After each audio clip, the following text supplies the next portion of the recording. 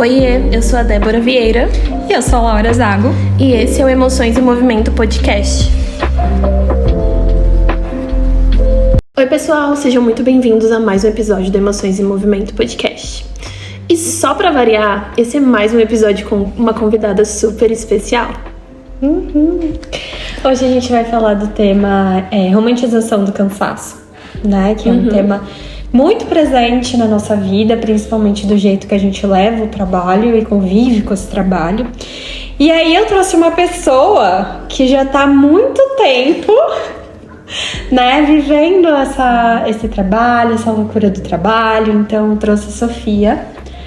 A Sofia, ela trabalha com comércio exterior há 7 anos, né? Sim. Então ela já trabalhou em grandes empresas.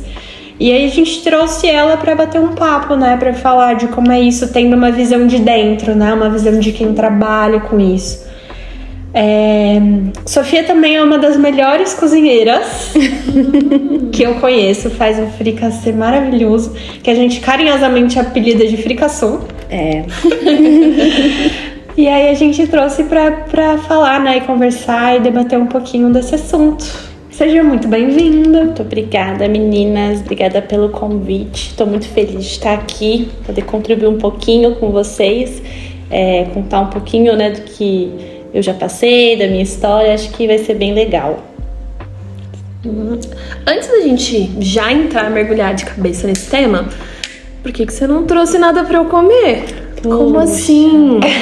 Não acredito. Eu devia ter. Ela faz uns doces bons. Eu tô assim agora, né? Depois de casada, eu tô um pouco devagar na cozinha. Mas eu gosto bastante de cozinhar. Acho que é um ambiente que a gente se concentra no agora, né? Tem me ajudado também a me concentrar no agora, a cozinha. Mas eu devia mesmo ter trazido alguma coisa pra você, Débora. Eu vou tomar nota aqui na próxima, viu? Sim, já vou pensar em um outro tema pra gente te convidar novamente. Sim. Porque temos interesses secundários. Não, eu vou providenciar aqui um fricassô. Ai, que delícia. Ai, não promete. Adoro. E aí, pensando nisso, né? Que a gente chamou a Sofia pra falar um pouquinho da experiência. Acho que a gente podia começar falando sobre o trabalho em si. Né? Porque eu acho que o trabalho é uma questão quase que primordial do homem, né? Quase que quando a gente fala de necessidades básicas, assim, vem o trabalho também. Sim. Né? Da gente pensar em como esse trabalho foi construído, né? Então, e das mudanças também, e do lugar que ele tem ocupado cada vez mais, assim, na nossa vida. E eu acho que, olhando pra esse começo, me vem muito na cabeça um filme do Charlie Chaplin. Nossa, sim, me veio também na cabeça. Tempos modernos, né? Exato. Porque eu acho que esse filme ele retrata muito bem como que foi esse início do trabalho industrial, né? Eu acho muito legal se a gente olhar pra construção do filme, como que era o processo deles ali de horas trabalhando com pausas mínimas. E eu acho que o filme vai caminhando disso, ó. Ele começa a trabalhar pra caramba, com pausas mínimas, sendo maltratado, e aí ele acaba adoecendo. E ele é mandado embora quando ele adoece. Então eu acho que esse filme, ele é muito legal, porque ele traz tudo que a gente vai falar hoje.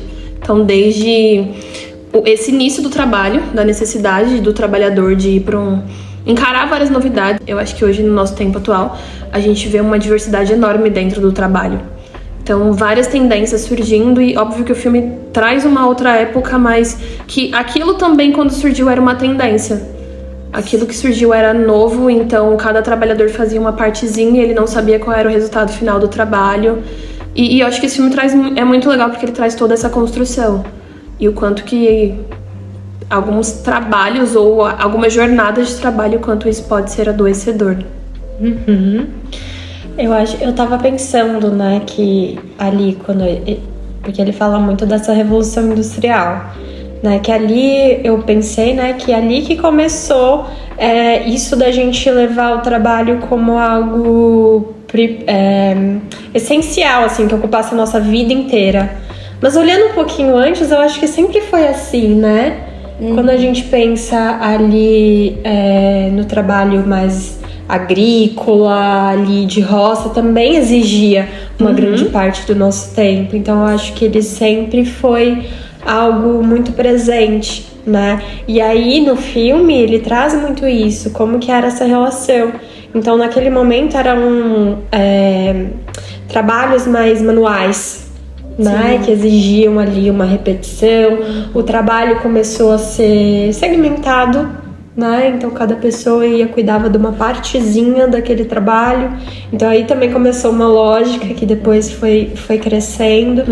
E a relação, né? E no filme mostra isso, que é algo muito doentio, né? Que quando a gente começou a entrar muito nessa ideia do trabalho, a gente pouco falava sobre as causas disso, né? O que a gente precisava ter dentro desse trabalho para também não adoecer, né? Então esse filme é muito atual, né? Até hoje ele fala de outra época, mas ele é bem atual. Ele se aplica, né? Tudo que a gente... Hoje a gente tá vivendo um pouquinho do que a gente já viu naquela época, né? Do filme.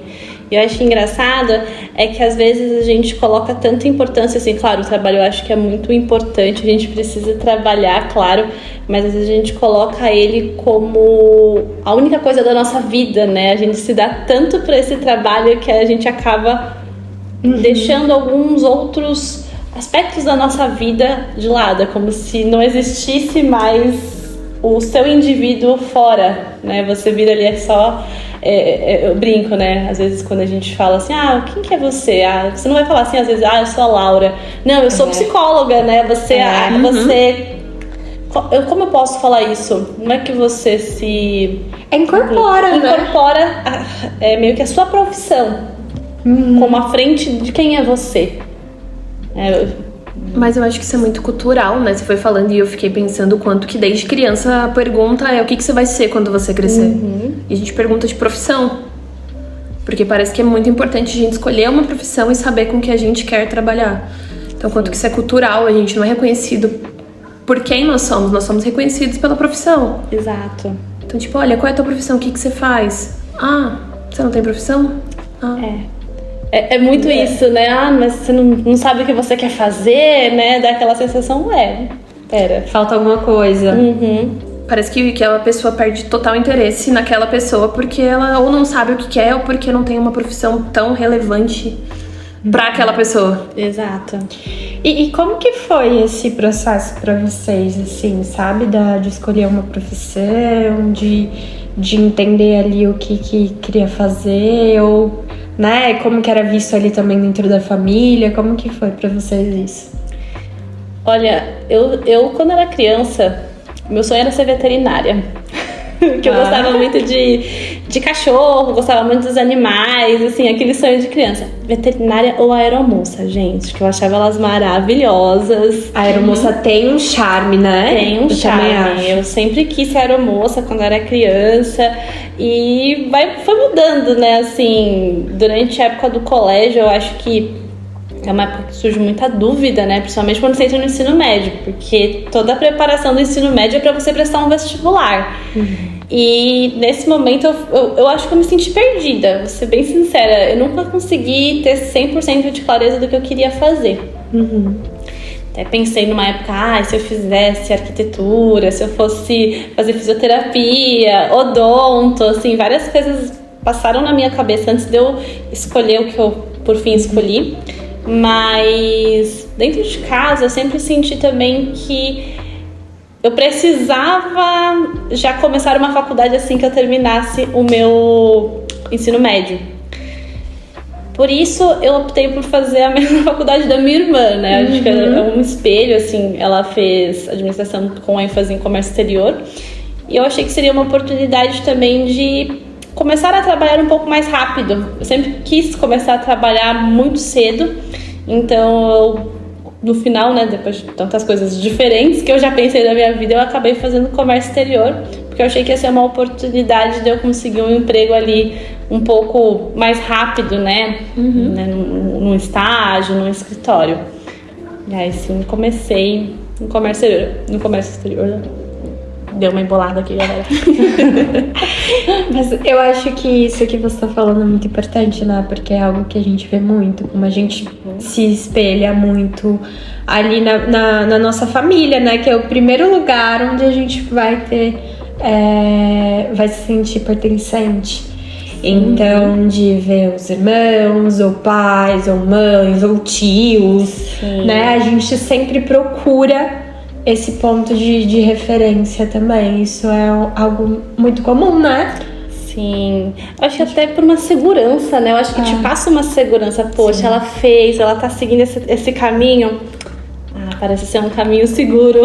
E até de conhecer também, né? De você chegar a perguntar, de você ver, ter um pouquinho da realidade do que é aquela profissão. Exato. Né? Ela tá perto de você, então você consegue ver. E eu acho que tudo faz parte, né? Faz, não, com certeza. Assim, acho que dá aquele apoio de você entrar em algo que é mais conhecido, né? Porque o novo é aquilo, aquele frio na barriga, poxa, onde eu vou pisar, como vai ser? E quando você já tem meio que uma visão de como vai ser construído, acho que a tendência é que você acha que é um pouco mais fácil. Não que vai ser fácil, mas um pouquinho mais, porque você já sabe um pouquinho ali do caminho, né, que você vai seguir. E pra você, como que foi? Eu tava pensando o que eu ia falar.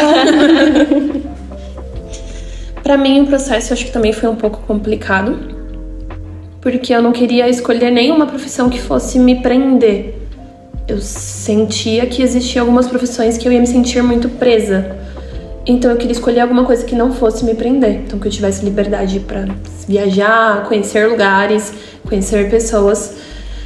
E aí eu fiquei muito presa nisso, porque quando eu era criança eu queria ser professora. Porque meu irmão, eu ensinei ele a ler, ensinei ele a escrever, e ele é mais velho que eu. Eu ensinei ele a falar, então eu alfabetizei meu irmão, sendo uma criança 1 ano mais nova que ele.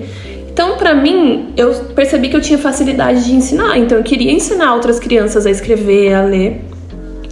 Só que eu ficava pensando, professora, eu vou ficar presa todo dia, a mesma rotina, eu não quero. E aí fui pensando em várias outras profissões. E eu me senti perdida na adolescência porque eu queria um monte de coisa e eu não conseguia escolher o que eu queria. Só que eu sentia um chamado maior para 2 profissões, que era o direito e a psicologia. Só que eu entendi que o direito eu queria porque era o sonho do meu pai. Meu pai queria ter cursado direito e ele não teve recursos. Então eu queria viver o sonho dele. E eu falei, não, eu não quero ser advogada porque eu vou ficar presa do mesmo jeito. Eu não quero algo que me prenda. E aí fui pra psicologia. E eu achei muito legal isso que vocês estavam falando de escolher o conhecido. E por incrível que pareça, eu não conhecia ninguém que fazia terapia, alguém que era psicóloga. Não tinha, no meu ciclo social eu não tenho. Eu tenho hoje por conta de conexões da faculdade, do trabalho, mas eu nunca tive. Então eu lembro que quando eu iniciei minha carreira profissional, eu iniciei como vendedora, porque os meus pais são vendedores. Então eu cresci num lar muito comunicativo. Eu cresci aprendendo a vender. Então eu comecei a trabalhar, meu primeiro trabalho foi vendendo. Então até eu me formar, eu era vendedora. Então pra mim era o caminho que fazia sentido. Só que não era a profissão que eu queria pra minha vida. Só que eu acabei parando pra pensar, agora eu escolhi a mesma profissão que os meus pais, até eu me reconhecer e entender que não era aquele caminho que eu queria continuar seguindo. Então, foi um processo de desconstrução. Então não foi nem um pouco confortável, até porque era o que eu sabia fazer também. Eu sei vender. Se me der qualquer produto aqui agora eu vou te vender. Então eu sei vender. E aí eu tive que abrir mão de tudo isso, desconstruir tudo isso pra ser psicóloga, que é um caminho totalmente diferente. E foi um pouco complexo, mas deu tudo certo, eu acho, tá dando. Não, e que importante, né? E eu fiquei pensando, enquanto vocês falavam, como que parece que esse momento de escolha profissional, ele é meio impactante para todo mundo, né? Então ele diz como o trabalho é algo importante pra gente, né? De como a gente vai dar aquele frio na barriga, ou vai ser algo muito aversivo, ou a gente vai pro conhecido, mas a gente também vai pro desconhecido, quanto que é realmente um teste e a gente aprendendo o que a gente quer ser. Né? E aí entra como esse trabalho, ele vem no momento que a gente tá definindo nossa personalidade, que a gente tá definindo quem a gente quer ser. Então ele já começa num lugar muito essencial, parece que na nossa vida, assim. Pra mim foi complexo, porque eu também queria ser muitas coisas, sabe? Eu olhava pra mim, eu podia ser muitas coisas. E eu gostava de várias... Né? Pensei em ir pra área da biologia, da veterinária, sabe? Essa área da saúde me chamava, então sempre foi muito, muito complexo, assim, pra mim também decidir qual área eu ia, assim. Até que eu escolhi primeiro a biomedicina. E o mais louco é porque eu também não tinha ninguém na minha família que foi por esses caminhos, assim. A minha mãe é assistente social e ela trabalhou muitos anos com isso, mas hoje ela não trabalha mais com isso, né? Ela trabalha com outra coisa. Então não tinha ninguém com quem perguntar, assim. E fui pra biomedicina, lá eu vi que não era o que eu queria, né? Fiz 1 ano e meio, assim, entre muitos sofrimentos e choros, decidi que não era isso. E aí fui pra psicologia, né? Que parando pra pensar, parece muito com o que minha mãe fez, né? Ela fez assistente social, como algumas coisas batem, assim. A gente conversava de matérias, eu falava pra ela, eu também tive isso. Então acabei também seguindo por essa área, assim. É uma descoberta, né? Por ser algo que a gente não tem tanto conhecimento, assim. Mas que é uma jornada, né? Eu acho que cada um vai ter a sua história e o seu jeito de contar e as suas vivências também. Sim, e eu acho engraçado, né, que olhando, né, tudo que a gente trouxe aqui, acho que é um pouco a desconstrução do que esperam pra nós, né? Tem muita expectativa. Eu acho que quando a gente tá escolhendo a nossa carreira, por mais que os nossos pais, né, ou quem esteja ao nosso redor seja mais imparcial possível, dentro da gente, a gente fica pensando, o que eles vão esperar de mim? Eu não posso desagradá-los, né? Eles fizeram tanto por mim até agora, então, o que eu vou fazer pra orgulhar? Eu acho que eu me vi dentro disso, assim, tipo, poxa, eu quero dar orgulho pros meus pais. E acho que a gente também conseguir entender, né, o que a gente quer, de fato, com o que esperam da gente dentro desse processo. A gente conseguir colocar cada um na sua caixinha. Porque falando assim, parece que é fácil a gente conseguir, né? Mas é um processo tão difícil, né, dentro da gente. Às vezes nem a gente mesmo sabe, né? Como você estava falando, né? Quando você cursou biomedicina, as matérias, né? Você não estava muito... Gostando mesmo, né?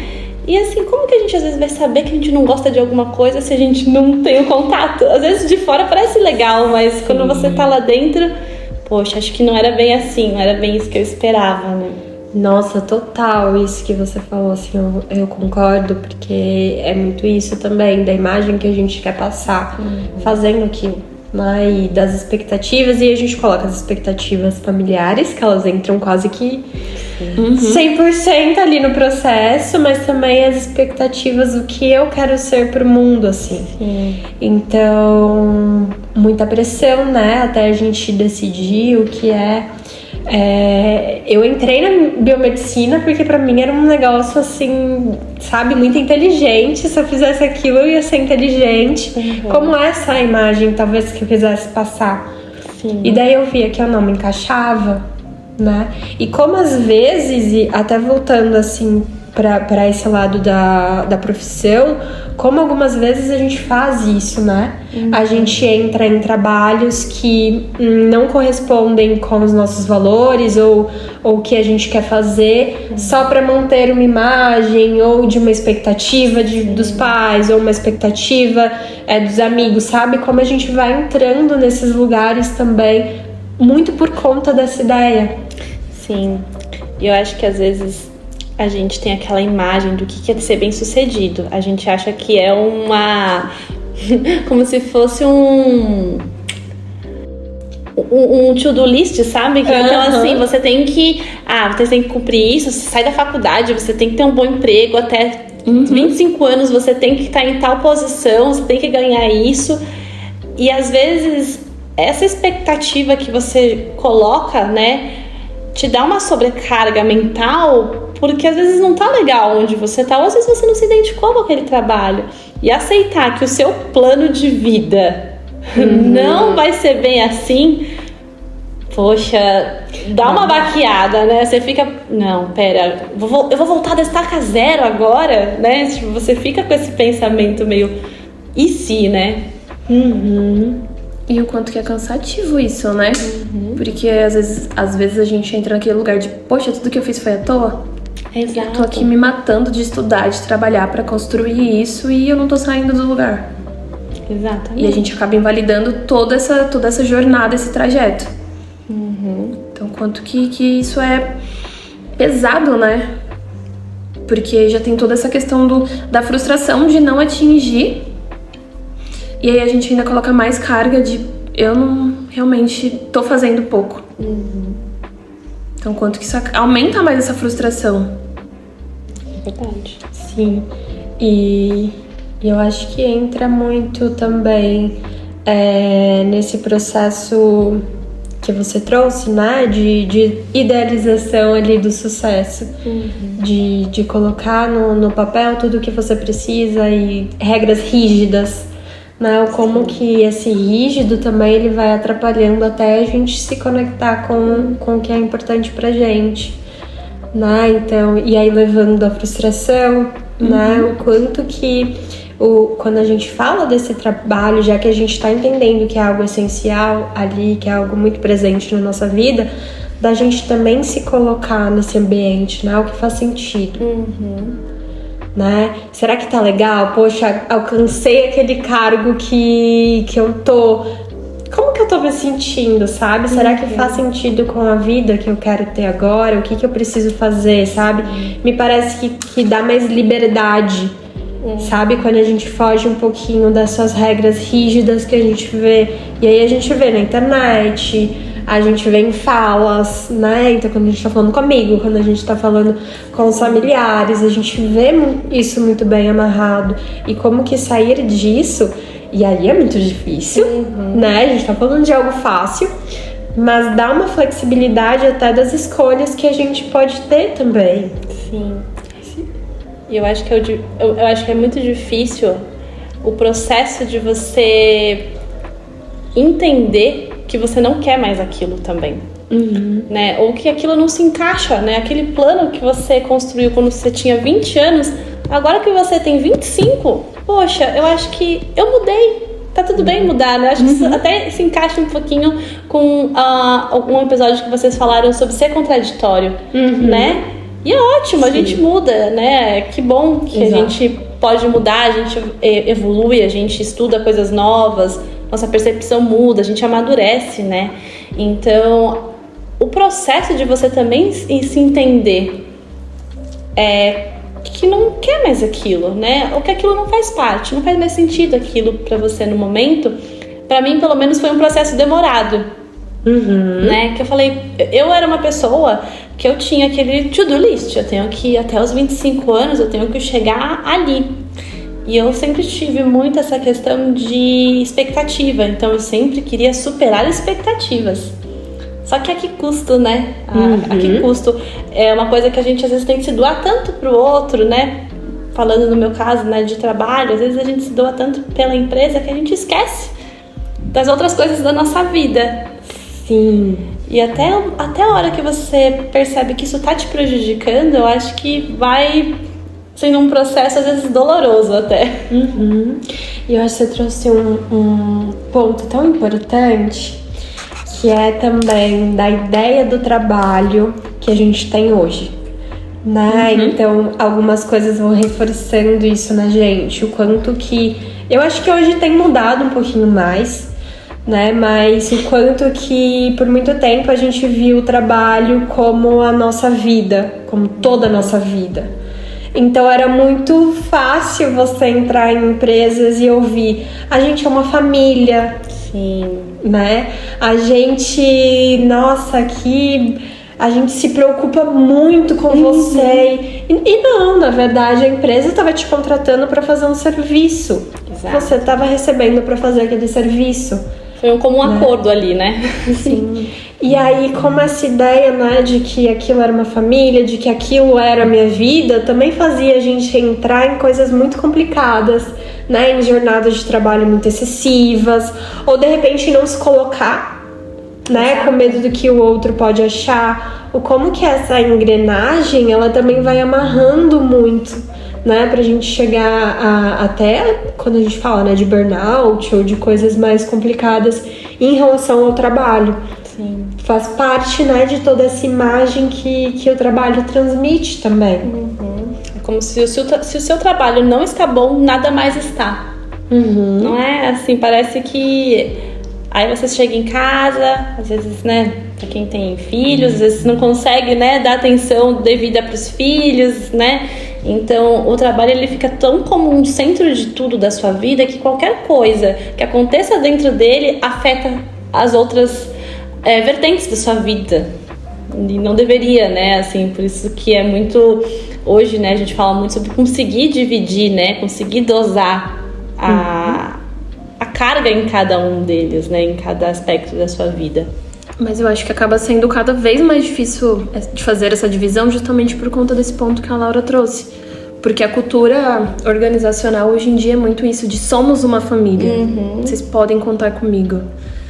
E aí eu acho que passa essa falsa sensação de que você realmente pode contar com toda aquela equipe, no sentido de posso contar pra tudo, mas é um posso contar dentro do trabalho, dentro da tua função. Sim. Não é um posso contar igual família.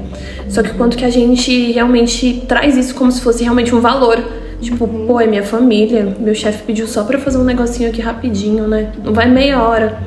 E o quanto que acaba sendo difícil de dividir uma coisa da outra, porque passa essa imagem de que realmente é uma família. Então, se é minha família, eu posso trazer pra minha casa. Sim. Então, eu posso agregar isso ao meu dia a dia, que não vai pesar.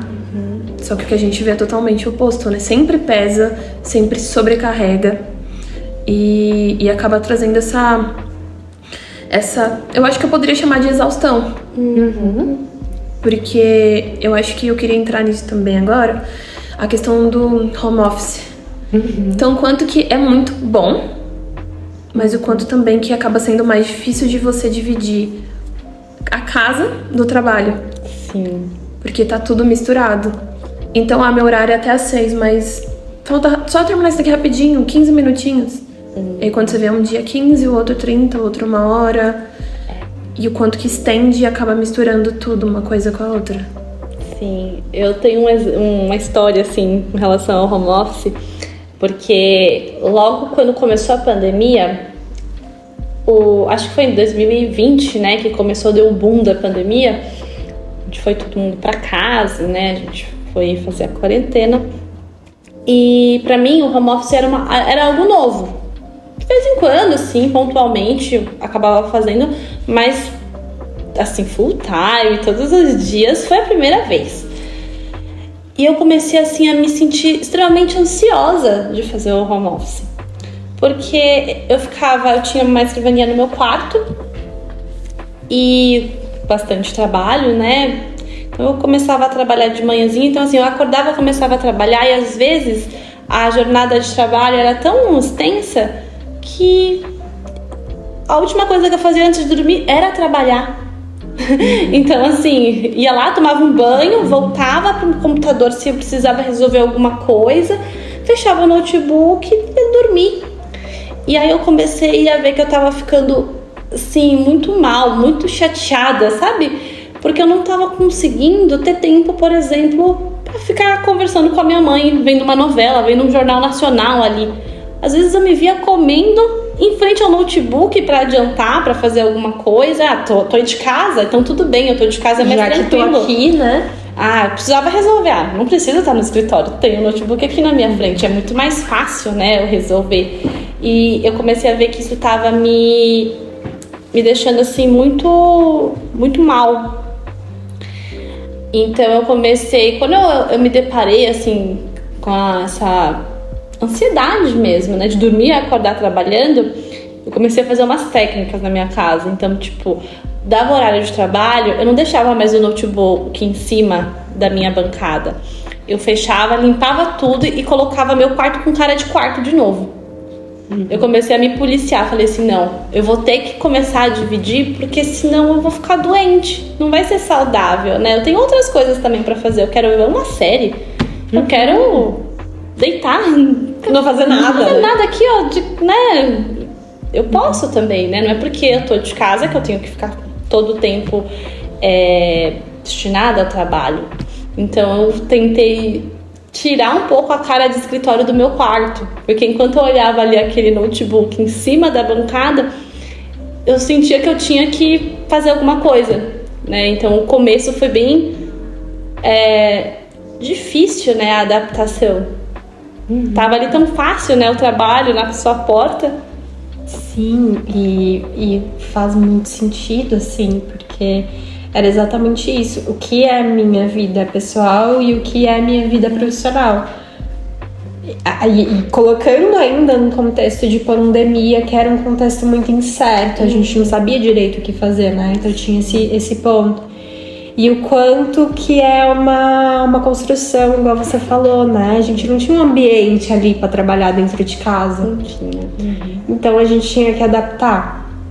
E o quanto é fácil, e aí puxando toda essa engrenagem que a gente falou, cair nesse lugar, né? Principalmente quando você tem trabalhos dentro de casa. De viver aquilo como se aquilo fosse, só aquilo fosse a sua vida, né? Então, me parece que é uma lógica que ela é muito fácil mantida, né? Então, eu já vi várias pessoas, assim, com esse discurso de... Depois que eu fui pro home office, quando eu faço home office, eu trabalho até 10 horas da noite. Se eu vou pro trabalho, aí das 6 horas já acaba.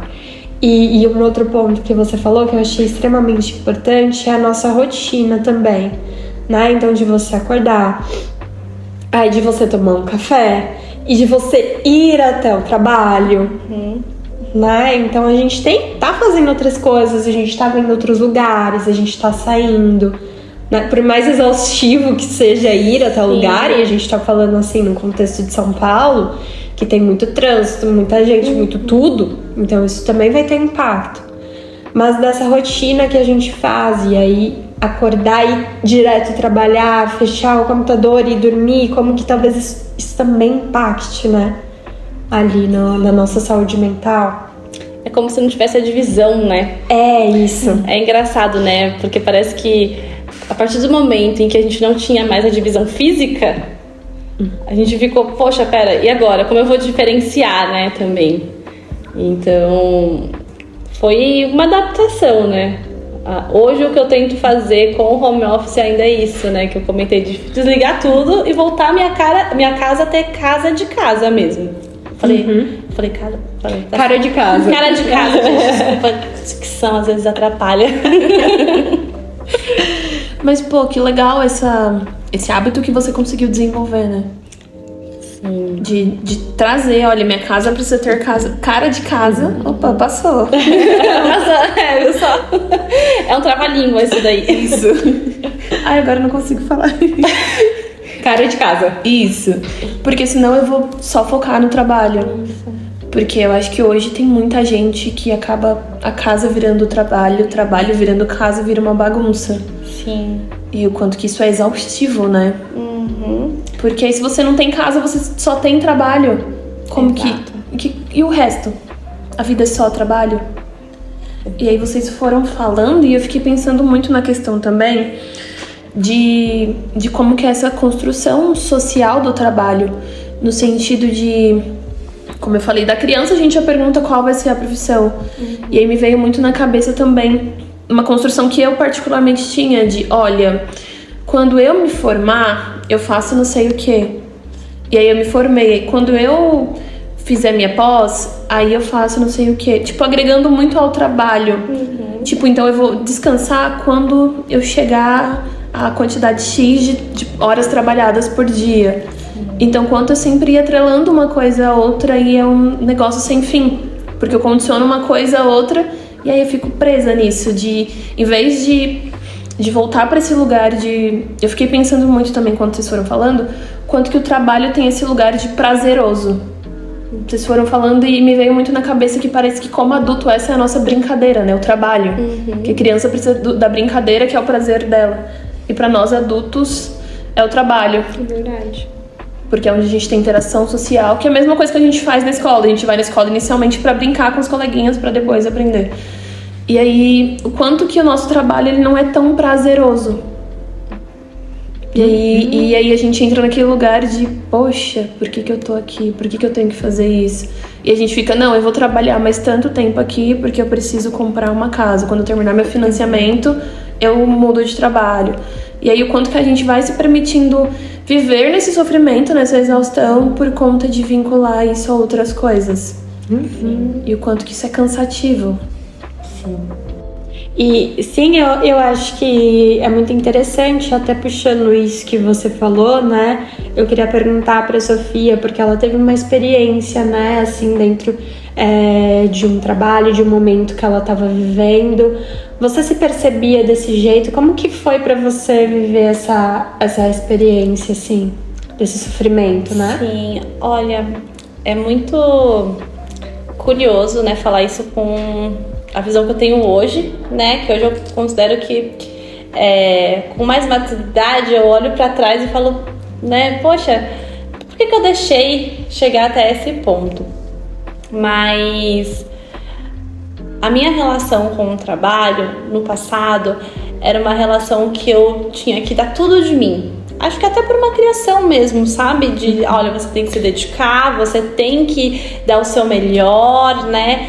Então eu sempre tive isso muito claro na minha cabeça, que era isso que eu precisava fazer. Quando eu comecei a perceber lá que eu não estava tão feliz, foi quando eu comecei a notar que não estava saudável esse ritmo de trabalho, que não era normal eu trabalhar 10, 12 horas por dia sempre.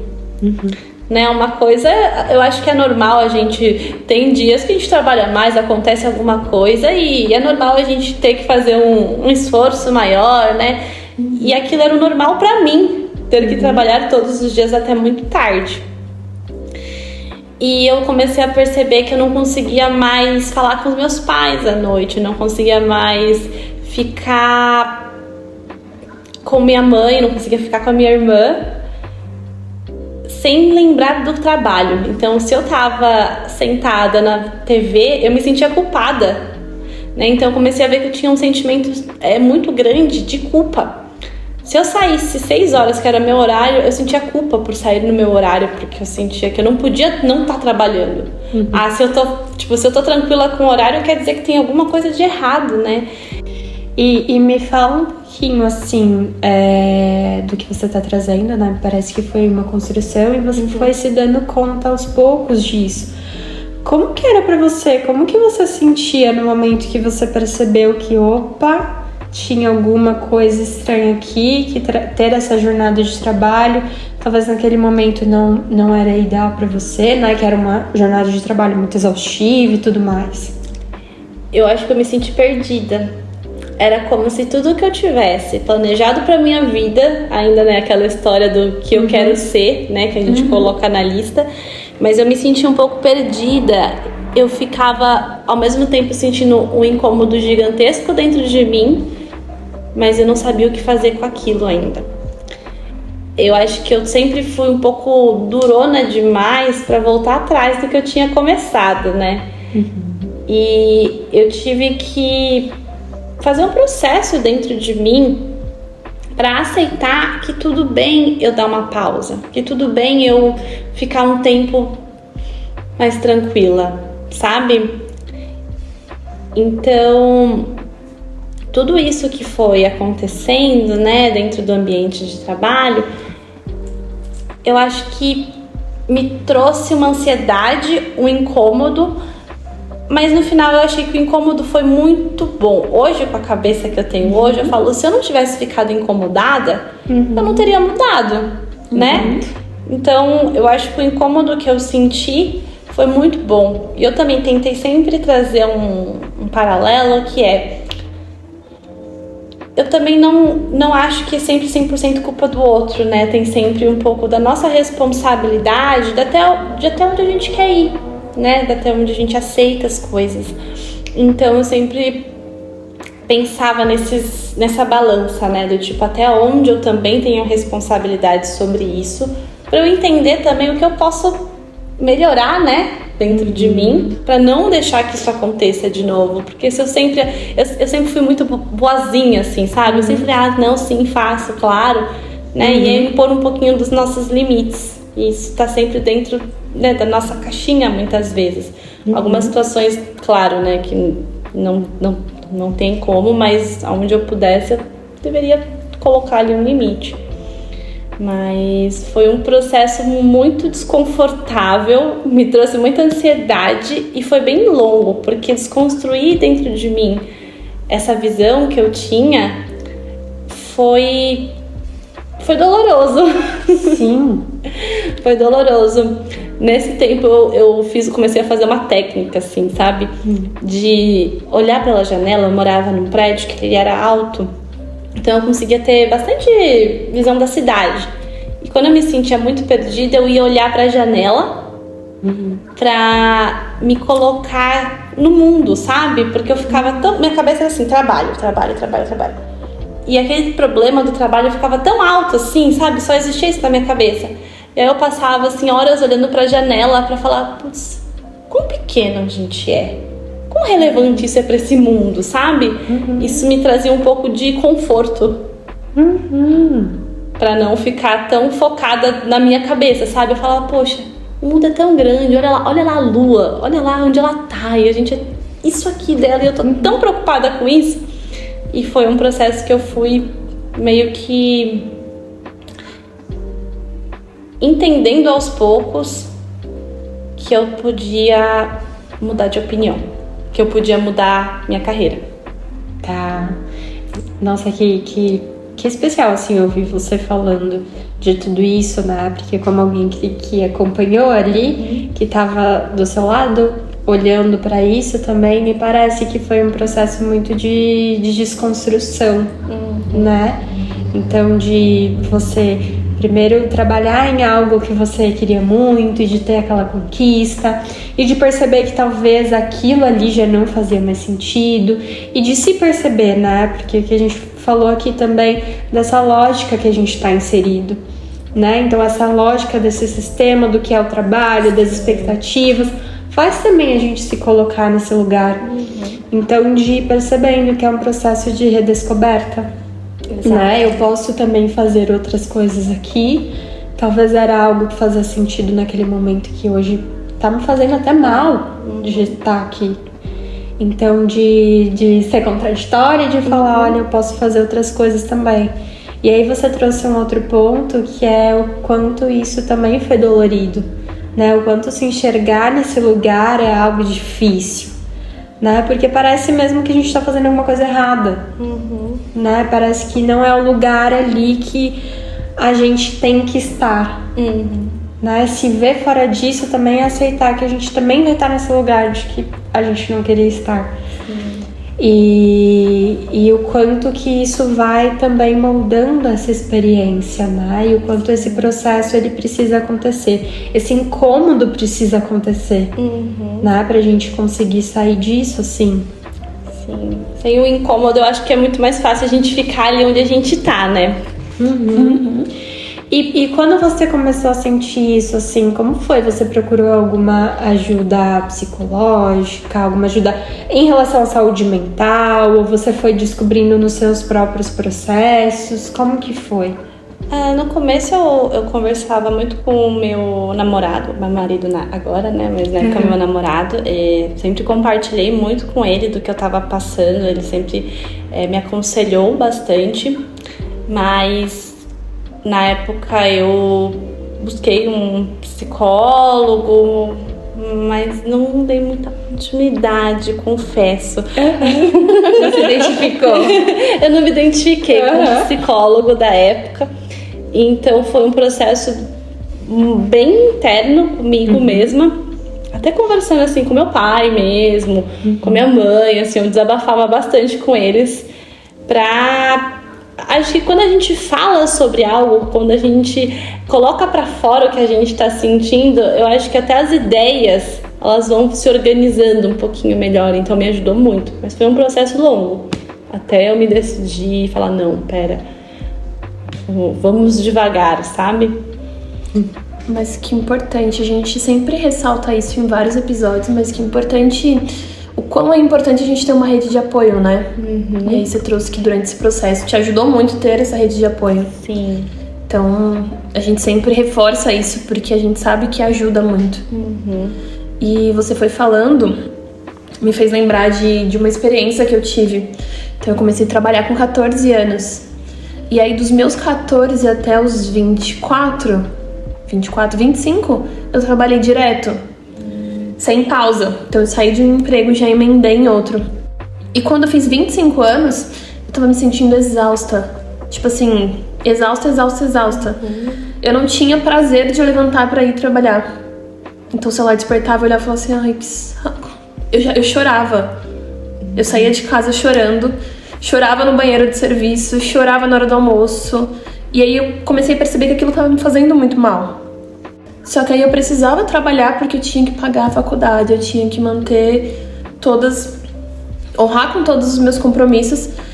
E eu ficava pensando, eu preciso trabalhar, os meus pais não têm condição de me ajudar. Se eu sair do emprego, eu não consigo pagar a faculdade porque eles não conseguem me ajudar. Se eu sair daqui, eu vou ter que fazer uma outra coisa, eu não sei o que fazer, eu não sei como procurar um emprego, porque eu não sei. E eu me colocava muito nesse lugar de eu não tenho esperança, se eu sair daqui já era. E aí eu fui vencida pelo cansaço. E aí eu comecei a fazer terapia e eu comecei a buscar. Eu comecei a fazer terapia antes, mas isso não era uma pauta, né? E aí começou a vir com muita força isso e eu percebi o quanto que eu tava adoecendo. E aí eu acho muito louco porque parecia que eu não cabia mais naquele ambiente. Os valores são diferentes, o propósito é diferente, tudo que eu faço parece que incomoda eles e tudo que eles fazem me incomoda. Parecia que entrou muito nesse lugar de somos uma família porque estamos conflitando tanto. Sim. E aí eu pedi demissão. Eu pedi demissão porque eu vi que era o único jeito que eu conseguia de olhar pra mim, cuidar de mim. Eu entendi que se eu continuasse ali não ia dar tudo certo. E aí pra mim foi muito difícil sair de lá, porque eu não tinha ficado sem trabalhar. Então pra mim era horrível ficar em casa. E eu sabia que eu precisava de uma pausa. Eu sabia que eu não podia sair dali e já emendar em outro, porque eu tava muito exausta. O trabalho tava me consumindo. E aí eu fiz uma pausa e isso pra mim foi horrível. E aí tô trazendo tudo isso até pra te perguntar, por conta da tua experiência, se você sentiu também essa vontade de voltar pra tudo aquilo. Por mais que é muito bom a gente romper com tudo isso, só que, por exemplo, eu passei 11 anos trabalhando em coisas que me deixavam muito exausta. Então, essa pausa pra mim era muito angustiante, porque tava fora de tudo aquilo que eu conhecia. E eu queria saber como que foi teu processo de sair, de romper com tudo isso. Por várias vezes eu pensava que eu tava sendo imatura, sabe? Eu falei, eu acho que eu não sei, sabe? Não sei ainda lidar com o mercado de trabalho. Mas eu senti um pouco isso, um pouco não, bastante, do que você comentou, do tipo, como se eu não coubesse mais naquele lugar. Tudo me irritava, então assim, eu já não tava legal, eu acordava assim, desmotivada. Eu tinha que ir porque eu tinha que ir, mas era sempre assim uma ansiedade. Domingo, nossa, era terrível pra mim. Domingo começava a me dar dor de barriga, dor de cabeça, sabe, um coração acelerado. Então era como se aquele ambiente pra mim não me coubesse mais. Tudo que acontecia ali parecia, sabe, que não tinha mais volta, né? Às vezes, vamos falar, eu vou mudar minha postura, mas eu não tinha energia mais, né? Como eu comentei, né? Eu também acho que a gente tem que colocar os nossos limites, mas ali eu já via que mesmo eu colocando os meus limites, a minha trajetória ali tinha acabado, né? Tinha chegado ao fim. E quando eu cheguei nessa conclusão que eu não cabia mais lá, aí eu quis pedir demissão também. Fiquei muito insegura porque eu sempre trabalhei e eu não queria ficar sem trabalhar, porque eu gostava de ter minha independência. E eu até decidi, eu nem quis procurar outro emprego antes. Eu falei, não, eu vou ficar um tempo tranquila, eu acho que eu preciso desse descanso, eu preciso desse... Nossa, eu quero ficar na minha casa assim, ó, deitada, ó, o tempo que eu puder, né, me recuperar ali. E foi basicamente isso. Eu senti que não... É como se não tivesse mais volta, sabe? Uhum. E é muito estranha essa sensação, né? Uhum. Que a gente passa muito tempo num lugar que traz muita angústia. Mas eu acho muito libertador também quando a gente entende isso. Olha, não me cabe mais aqui. Sim. Não importa o que eu faça. Às vezes, assim, dependendo do estágio que chega, eu acho, o melhor é a gente recomeçar, né? Acho que novos ares, eu acho que contribui bastante para você conseguir chegar com um pouco mais de gás, né? Uhum. E eu acho que tem uma outra questão, né? Ouvindo vocês falarem, que também é muito da empresa e da cultura da empresa, né? Então tem culturas de empresas que também colocam a gente nesse lugar, sabe? Que já esperam isso.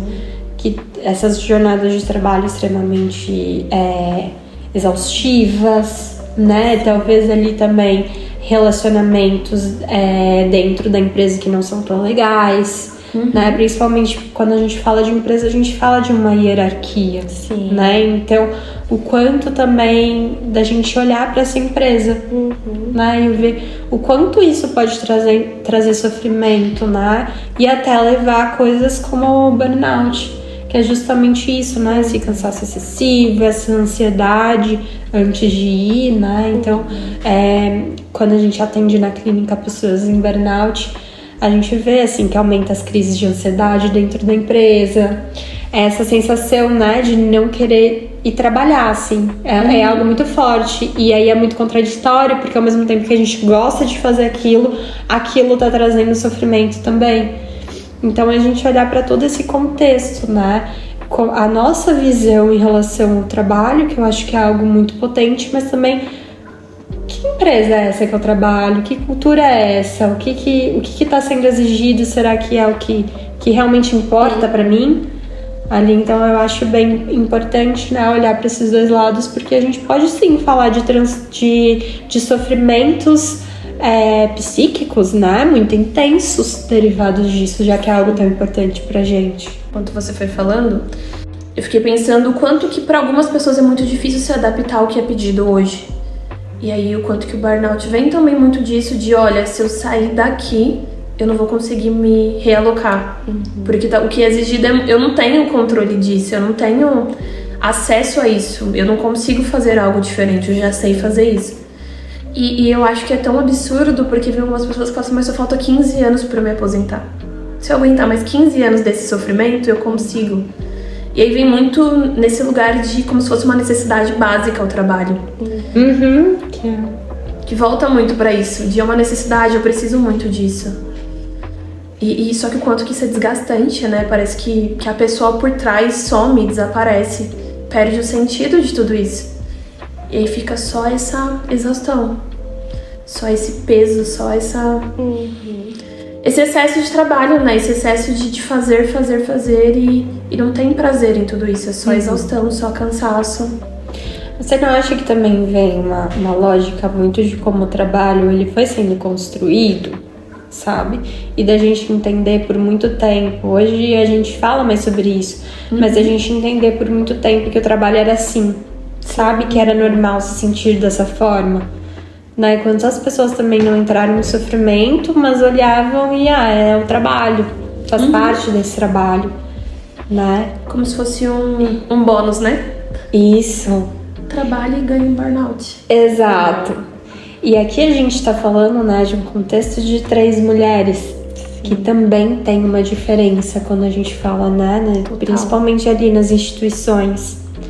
Então tem isso também de a gente aguentar muita coisa, né? Às vezes coisas não legais, e a gente ir pra fora, ir pra sociedade, e a sociedade devolver como é normal, você vai ter que aguentar esse tipo de coisa, essas falas, né? Ignora, finge que não é com você, e até pra gente se permanecer naquele ambiente, né? Então, quanto que também é algo construído, né? Tipo, algo da nossa mentalidade, assim. Mas eu acho que é uma construção social, né? Igual você iniciou falando. Então, eu não sei quando que eu aprendi isso.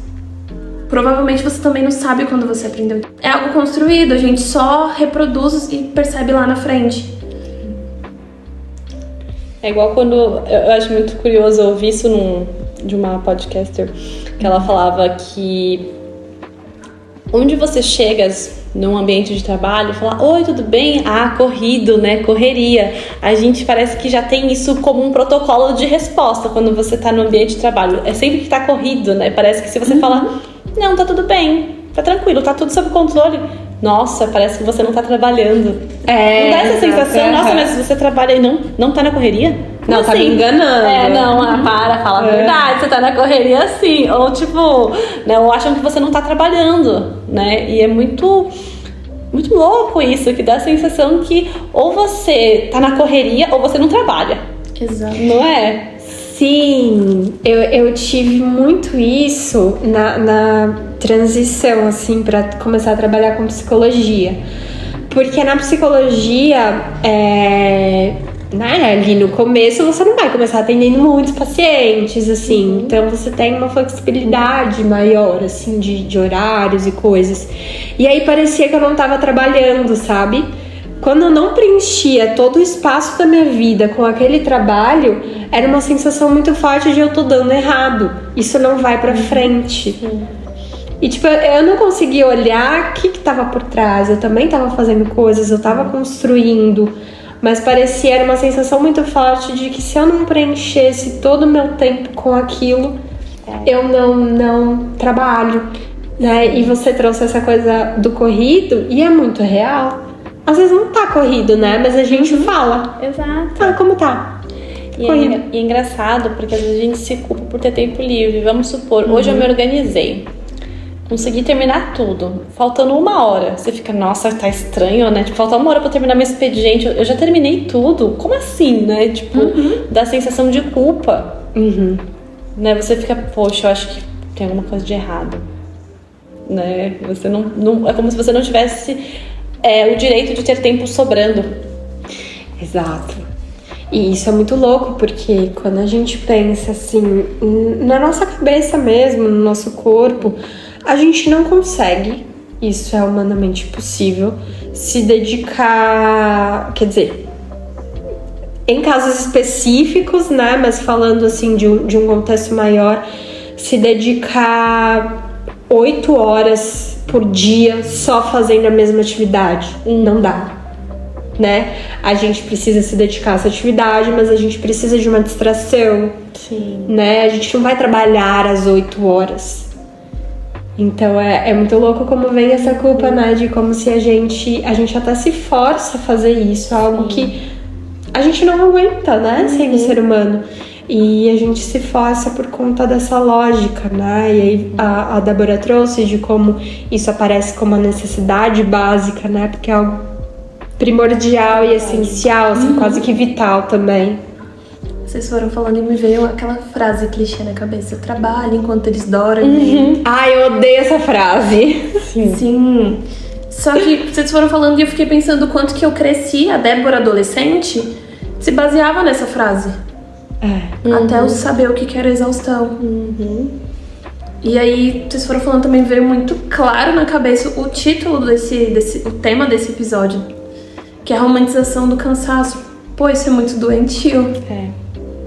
Quanto que a gente romantiza estar cansado. Tipo, se for um sábado, uma sexta-feira, jornada de segunda a sexta-feira, 6 horas, tem gente que não tá cansado. Fala, oxi, não tô cansado hoje? Que estranho. Estranho, né? Acho que hoje eu não trabalhei tanto. Eu acho que as pessoas assimilam muito o sucesso ao cansaço, mas não necessariamente, porque não é quanto mais cansado você está, mais no auge da sua carreira que você vai estar, né? Acho que... Às vezes até o oposto, até o oposto. Então, essa romantização, né, de estar cansado. Ai, se eu tô super cansado, quer dizer que eu trabalhei muito. Não necessariamente, né? Não são sinônimos. Mas é uma construção social, né? Sim. Eu lembro de quando eu trabalhava no meu último emprego, eu iniciei na parte da produção. E na parte da produção eu trabalhava o dia inteiro em pé. Então, das 7 às 5 em pé. Sentava só na hora do almoço. Então, no final do dia, eu estava exausta fisicamente. E aí, eu fui promovida e eu comecei a trabalhar no escritório com vendas. E eu trabalhava o dia inteiro sentada. Então, no final do dia, eu não tinha cansaço físico. E aí, eu lembro que quando eu fiz essa mudança, eu ficava, oxe, por que eu não tô cansada? Só que eu fui perceber meses depois que o meu cansaço era psicológico. Só que eu super valorizava muito o cansaço físico porque era o que todo mundo dizia que era o verdadeiro cansaço. Sim. E aí eu me cansei horrores mentalmente pra eu conseguir olhar pra isso e falar, poxa, não, eu tô cansando, só que em um outro aspecto diferente. Tá cansativo pra caramba. Só que o quanto que eu valorizava muito mais o cansaço físico do que o mental. Exato. Que pra mim era o que fazia sentido ali naquele momento. E como que um tá ligado ao outro e vai levando a gente também para esse processo de adoecer, né? Que algumas vezes a gente nem percebe, né? Porque a gente tá tão linkado e focado naquele sistema, naquele mecanismo, que é difícil também da gente se perceber. Então é muito comum quando a gente tá passando por isso, outras pessoas falarem, né? Porque vai ter um impacto muito grande social também, né? A gente vai se isolando desse contato social. Então, de pessoas apontarem, de pessoas falarem, olha, não tá demais, olha, você não tem mais aparecido, você não tem mais... Então, de como às vezes, trazendo esse outro ponto que a gente falou aqui também dessa rede social, né? Sim. De apontar também quando, em alguns contextos, quando a gente não tá bem. Sim, faz total diferença, né? Eu lembro também de quando eu tava presa em tudo isso, o quanto que eu perdi todo o meu contato social, porque eu só trabalhava e estudava. E final de semana a única coisa que eu queria era descansar, porque eu tava muito exausta. Então o tempo que eu tinha era dormindo. E aí o pessoal falava, Débora, cadê você? A gente marcou pra se encontrar e cadê você? Eu tive um compromisso. Só que eu só tava exausta. Eu precisava daquele tempo pra fazer uma outra coisa, pra dormir, por exemplo, pra comer. Sim. Que era o que eu precisava ali. E eu acho que essa rede de apoio foi o que foi me trazendo de volta também. Eu comecei a observar um pouco mais disso. E eu acho que é importante, né? Dependendo da situação, a pessoa às vezes ela não percebe. Ela acha que é normal. Tô cansada, vou descansar. E quando alguém de fora te puxa isso, você fica, poxa, é verdade, eu tô sumida mesmo. Faz tanto tempo. Aí você para pra pensar, qual foi a última vez que eu saí com um amigo meu pra tomar um café? Aí você fala, nossa, faz tudo isso, eu me afastei tanto assim, né? Você vai perdendo um pouco do contato das suas relações. E isso não é legal, né? Tipo, sempre tem que ter alguém. Assim, a gente como que eu falo mesmo? A pessoa que vive na sociedade. Sociável? Tipo, a gente precisa desse contato humano, né? Tipo, de ter essa interação, de viver outras experiências, não só a do trabalho, né? E quando você não tá no trabalho, você tá cansado por causa do trabalho, ou tá sem sono por causa do trabalho. É um pouco difícil, né? Assim. Acaba vivendo muito essa lógica, né? Então acho que é isso, né? Eu acho que a gente conseguiu passar um pouquinho por tudo e falar sobre essa romantização desse cansaço, como que a gente interpreta, né, o trabalho hoje, dessa cooperação, dessas expectativas e desses papéis que a gente acaba assumindo, né? E que é um processo muito grande também da gente olhar para si, enxergar o que faz sentido nesse momento, né? Acho que uma coisa bem presente na fala da Sofia, que eu achei muito legal, é desse contato com o presente, né? Então, de se conectar seja olhar pra fora da janela, seja, você trouxe no começo do episódio, né, de cozinhar, mas coisas que façam sentido e que a gente consegue, sabe, voltar para aquilo que é importante também, para como a gente tá se sentindo. Acho que isso é muito importante. E aí, pensando nisso, vamos para as indicações? Vamos! O que vocês vão indicar hoje? Vou trazer um livro que eu li quando eu tava me sentindo um pouco ansiosa, assim, que chama Ikigai, que é a questão do propósito, né? O propósito da sua vida. Quando eu tava muito sem rumo, né? Tão focada ali naquele meu mundinho, eu li esse livro e ele me trouxe bastante visão, né? Do tipo, a gente tem um propósito na nossa vida. Eu aposto que não é ficar trabalhando 12 horas por dia, né? E acho que ele traz uma leitura muito gostosa e acolhedora para quem tá passando por um momento de achar um propósito na vida. Eu nunca li esse livro, mas já ouvi falar muito dele também. Ele é muito bonitinho. E da técnica também, né? Que tem um exercício dentro da proposta do livro, né? Sim, é bem bacana, eu recomendo. A minha indicação, pra vocês ouvintes que não sabem, eu amo a cultura asiática, então eu assisto muita coisa coreana e japonesa. E a minha indicação é um dorama. Eu tô assistindo atualmente uma série, e eu acho que ela casou muito com esse tema, que se chama Médicos em Colapso. Que ela traz a história de médicos que tiveram eventos, tanto evento traumático, que fez ele se afastar do trabalho, quanto transtorno. Então, o transtorno que traz na série é a depressão. E aí, eles desenvolveram isso por conta do excesso de trabalho. Tipo, cargas muito intensas, e eles se sobrecarregaram e precisaram dessa pausa. Então, eu acho que a construção da série é muito gostosinha de assistindo, porque vai desconstruindo um monte de coisa, traz umas falas muito legais. Então, uma fala que mexeu muito comigo foi quando a médica, ela sai do emprego, ela pede pra sair, e ela vai conversar com a mãe dela sobre isso. Ela fala assim: mãe, eu tenho depressão. E aí a mãe dela olha pra ela e fala assim: e daí? Você não pode ter depressão. Eu não criei filha pra ter depressão. Então é um pouco pesada, mas é legal que vai desconstruindo tudo isso. E eu sei que os doramas trazem muito isso, do quanto que a Coreia é muito rígida com isso de profissão, de trabalho, de que a vida deles é muito dedicada pra isso. Então eu gosto muito de assistir porque tem muitos contrapontos disso, de como que é esse processo de adoecer e como que é o processo de voltar a ter uma vida, construir uma vida normal. Então eu super indico esse dorama, ele é muito, muito bom. E essa é a minha indicação. Legal, já vou colocar na listinha também pra ver. Eu não vi aquele que você falou uma vez. Celebrity. Esse aí. Bom também. Já vou colocar. Nunca assisti dorama, sabia? Eu também não, gente. Também não. Eu acho que nós somos as duas únicas que nunca assistiram dorama. É verdade. Eu gosto pra caramba. Assistam. Então, vou pôr na lista. E aí, saindo um pouco, vou trazer um outro lado. Um lado mais pop. Vocês estão muito profundo aí. Vou trazer um negocinho mais suave. Que é um filme que, na verdade, eu vou contar a história dele, depois eu vou contar o nome, porque eu acho que ele é muito conhecido. Que conta a história de uma jovem mulher que ela tá nesse processo de ser escritora, redatora, redatora, isso.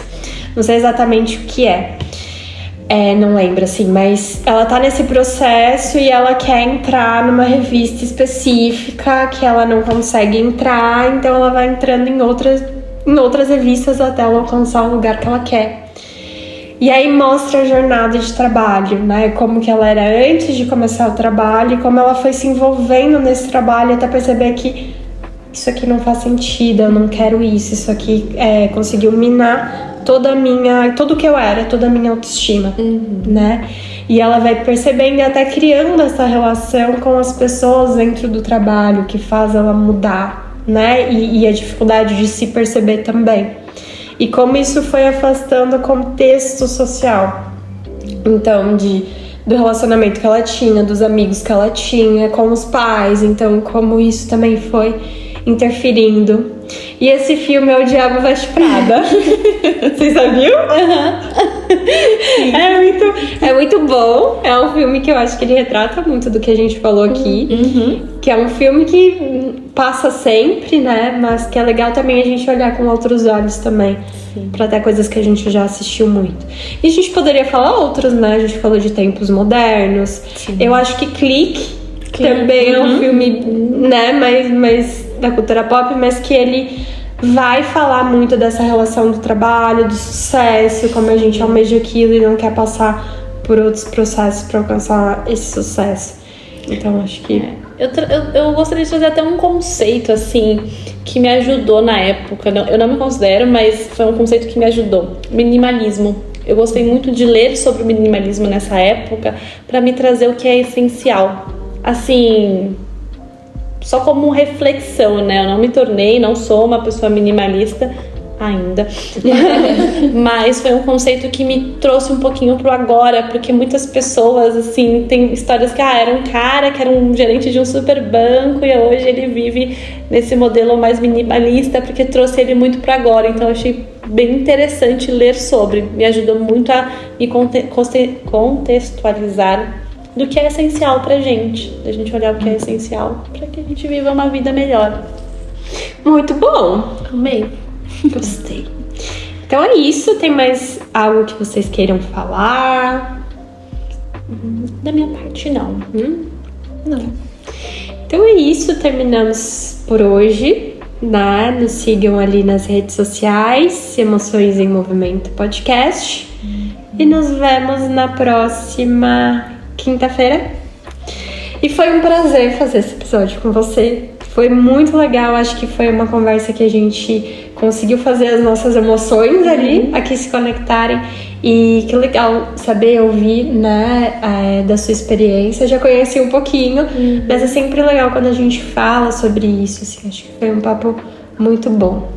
Eu que agradeço, foi um prazer participar aqui com vocês e já tô ansiosa para os próximos episódios, hein? Tá, a gente vai pensar em uns, vai chamar também. Sim, eu espero meu fricassê. Quase que não sai. Pode deixar. Eu vou providenciar. Trazer aqui umas marmitinhas, vai ficar show. Que delícia. Com fome. Também. Mas é isso, gente. Até semana que vem. Beijos. Tchau, tchau. Tchau. Tchau.